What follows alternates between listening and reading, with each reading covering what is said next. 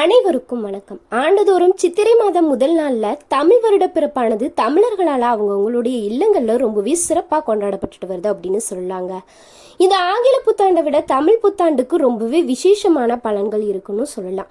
சித்திரை முதல் நாளன்று புத்தாண்டை வரவேற்க செய்யக்கூடிய பூஜைகள் பற்றிய முறையான விவரங்களையும் அதற்குரிய பலன்கள் என்ன, இதையும் தாண்டி ஏப்ரல் 14 அதாவது திங்கக்கிழமையானது இந்த சித்திரை புத்தாண்டு வருதுங்க. இந்த சித்திரை முதல் நாள்ல நம்ம சித்திரை கனி காணுதல் அப்படின்னு சொல்லுவோம்.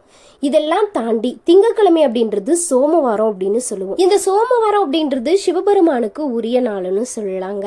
அன்றைய தினம் நம்ம சிவபெருமானை எப்படி வழிபடணும், அன்றைய தினம் சிவபெருமானுடைய எந்த மந்திரத்தை சொல்வதால நமக்கு இரட்டிப்பு பலன்கள் கிடைக்கும் அப்படின்றதுக்கான முழு தகவலை தான் இந்த வீடியோவில் முழுமையாக தெரிஞ்சுக்க போகிறோம். வீடியோ ரொம்பவே யூஸ்ஃபுல்லாக இருக்கும். ஸோ வீடியோவை ஸ்கிப் பண்ணாமல் பாருங்கள்.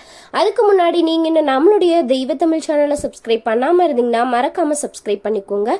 கூடவே இருக்க பெல் ஐக்கானையும் மறக்காமல் கிளிக் பண்ணிக்கோங்க. அப்போ தான் நம்ம போடக்கூடிய வீடியோ நோட்டிஃபிகேஷன் மூலியமாக உடனுக்குடனே உங்களை வந்து சேரும். வாங்க வீடியோக்குள்ளே போகலாம்.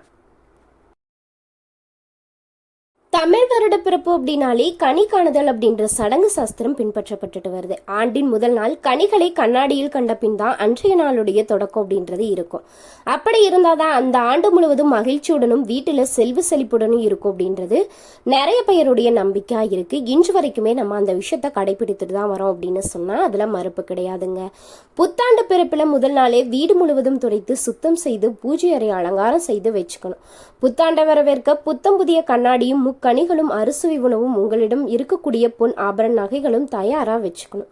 புத்தம் புதிய கண்ணாடியை வாங்கி அதற்கு சந்தனம் குங்குமம் இட்டு பூச்சொடி பூஜை அறையில கிழக்கு பார்த்து வச்சுக்கணும். கண்ணாடியின் முன்பு பெரிய தாம்பூலத்தட்டுல ரூபாய் நோட்டுக்களை வச்சிருக்கணும். பிறகு உங்களிடம் இருக்கக்கூடிய பொன்னாபரண நகைகள் ஒரு சிறிய கிண்ணத்துல போட்டு வச்சுக்கணும். உங்களுக்கு விருப்பமான பல வகைகளை அடுக்கி கொள்ளலாம். அதில் முக்கணிகளான மாப்பழா வாழை இது இடம்பெற்றிருப்பது ரொம்பவே சிறப்புன்னு சொல்லலாம். மறுபுறம் சிறு சிறு கிண்ணங்கள்ல நவதானியங்கள், அரிசி, பருப்பு, கல்லுப்பு, வெல்லம், மஞ்சள் இதெல்லாம் வச்சுக்கலாம். இதில் கல்லுப்பு, மஞ்சள் அன்றைய நாள் காலையில் கடைக்கு சென்று வாங்கி வருவது இன்னும் சிறப்பான பலன்களை நம்மளுக்கு கொடுக்கும்.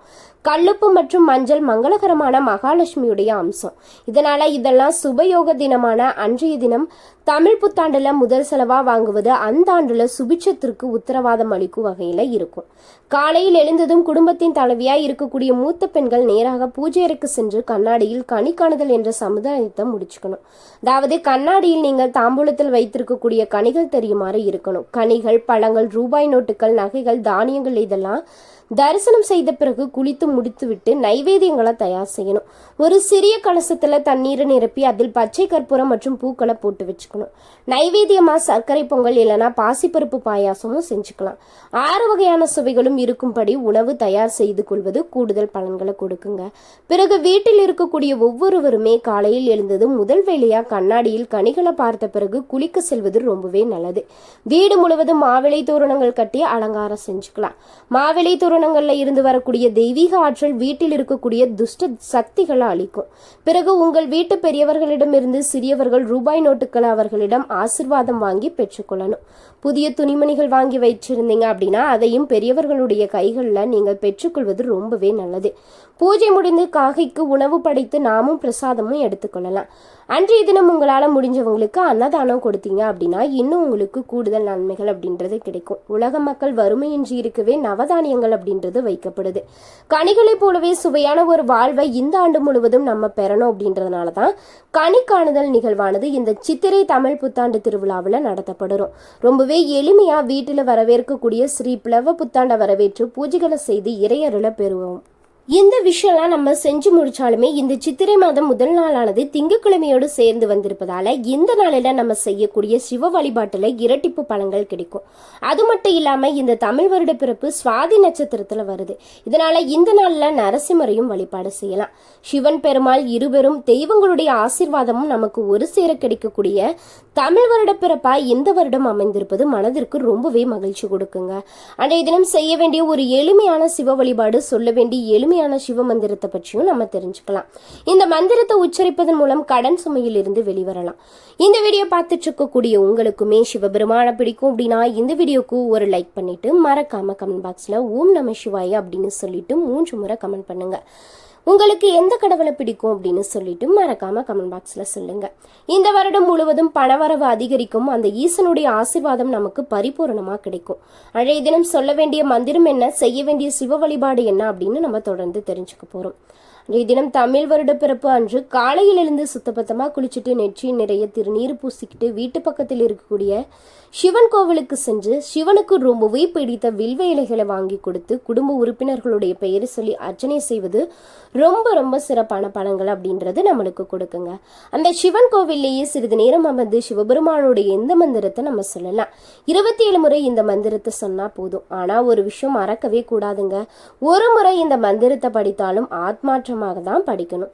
உங்களுக்கு கோவிலுக்கு செல்ல வாய்ப்பு இல்லை அப்படின்றவங்க என்ன செய்வது, வீட்டிலேயே விளக்கேற்றி வச்சுட்டு ஈசன மனதார நினைத்து கொஞ்சம் வில்வேலைகளை வாங்கி வந்து விளக்கிற்கு அர்ச்சனை செய்து இந்த மந்திரத்தை சொன்னாலுமே இந்த வருடம் முழுவதும் உங்களுக்கு பணத்திற்கு தட்டுப்பாடு அப்படின்றது வராம இருக்கும்.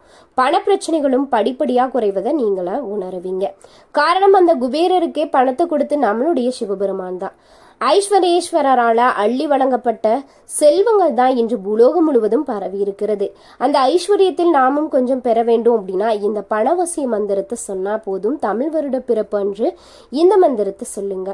ஓம் நம சிவாய சர்வ குபேர வசி வசி ஓம் அப்படின்ற மந்திரத்தை தான் நீங்க அன்றைய தினம் 27 முறை சிவன் கோவில்ல உட்கார்ந்து சொன்னீங்க அப்படின்னா அந்த வருடம் முழுவதும் பணத்தட்டுப்பாடு அப்படின்றது இருக்கவே இருக்காதுங்க. இந்த மந்திரம் உங்களுக்கு புரிஞ்சிருந்துச்சு அப்படின்னா மறக்காம கமெண்ட் பாக்ஸ்ல பதிவிடுங்க. அன்றைய தினம் இந்த வழிபாட்டை மறக்காம செஞ்சிருங்க. இந்த மந்திரத்தை மறக்காம சொல்லிருங்க. சித்திரை மாதம் வெயில் கொளுத்தும் மாதம். உங்களால் முடிந்த அளவுக்கு இந்த சித்திரை மாதத்துல செருப்பு தானம், குடிதானம், நீர்மோர் தானம், தண்ணீர் தானம், முடிந்தால் ரொம்பவும் ஏழையா இருக்கிறவங்களுக்கு உங்களால முடிந்த குளிர்ச்சி தரக்கூடிய பல வகைகளை கூடி வாங்கி தானமா கொடுக்கலாம். எந்த அளவுக்கு இந்த மாதம் நீங்க தானம் செய்யறீங்களோ அந்த அளவுக்கு உங்களுடைய பிரச்சனைகள் அப்படின்றது குறையும். அன்றைய தினம் உலகம் முழுவதும் வாழக்கூடிய தமிழர்களால் இந்த புத்தாண்டானது கொண்டாடப்பட்டு வரும். இந்த நாள தமிழர்கள் எல்லோருமே ஒரு புதிய வருடத்துடைய தொடக்கமாகவும் புதிய எதிர்பார்ப்புகளுடனும் நம்பிக்கைகளுடனும் மகிழ்ச்சியுடன் கொண்டாடி கடவுளை வழிபடுவதும் குடும்பத்தினருடன் சந்தோஷமாயிருக்கவும் முக்கியமான நாளா பார்க்கப்படுதுங்க. ஆண்டு முழுவதும் உங்களுடைய வாழ்வில் மகிழ்ச்சி பொங்கவும் வளம் பெருகவும் இந்த தமிழ் புத்தாண்டு அன்று என்னென்ன விஷயங்கள்லாம் நம்ம செய்யணும் அப்படின்னு முதல்ல தெரிஞ்சுக்கணும். அன்றைய தினம் நம்ம என்னென்ன பொருட்களை வாங்கணும் அப்படின்னா மாப்பழா, வாழை போன்ற முக்கணிகள், வெற்றிலை, பாக்கு, நகைகள், நெல் போன்ற மங்கள பொருட்களை வைத்து புத்தாண்டு அதிகாலையில் அவற்றை காண்பது ரொம்பவே புனிதமா பார்க்கப்படுதுங்க. தமிழ் புத்தாண்டு அன்று அதிகாலையில் நீராடி கோலம் போட்டு புத்தாடை அணிந்து கோவிலுக்கு சென்று வழிபடுவது ரொம்பவே சிறப்பு. கோவிலுக்கு செல்ல முடியாதவங்க வீட்டிலேயே வழிபாடு செய்வது சிறப்பு. உணவுகளை இறைவனுக்கும் படைக்கலாம். இந்த நாள்ல இனிப்பு, கசப்பு, உப்பு, காரம், துவர்ப்பு, புளிப்பு என்ற 6 சுவைகளும் உள்ள உணவா ஒரு சிறப்பு படையலை செய்யணும். இது வாழ்க்கையின் அனைத்து உணர்வுகளையும் சமரசமாக்கும் அப்படின்றதால அவை அனைவரது வாழ்க்கையில் நிறைவையும் வளத்தையும் கொண்டு வரும் அப்படின்னு பார்க்கப்படுது. தமிழ் புத்தாண்டு காலம் கோடை காலம் அப்படின்றதால தானம் அப்படின்றது ரொம்ப ரொம்ப முக்கியமானதா பார்க்கப்படுதுங்க. இந்த நிறைய தானங்கள், அதாவது அன்றைய மாதம் முழுவதும் தானம் செய்வதால பாவங்கள் தீர்ந்து வாழ்வு வளமாகும். வறியோருக்கு உணவு, உடை போன்றவற்றையும் தானமா கொடுக்கலாம். பகிர்ந்தளித்தல் அப்படின்றது சிறந்த குணம்னு சொல்லுவோம். அதனால இந்த ஆண்டு தொடக்கத்தை மற்றவர்களுடன் பகிர்ந்தளித்து வாழ்க்கையில் மகிழ்ச்சியை கூட்டுங்கள்.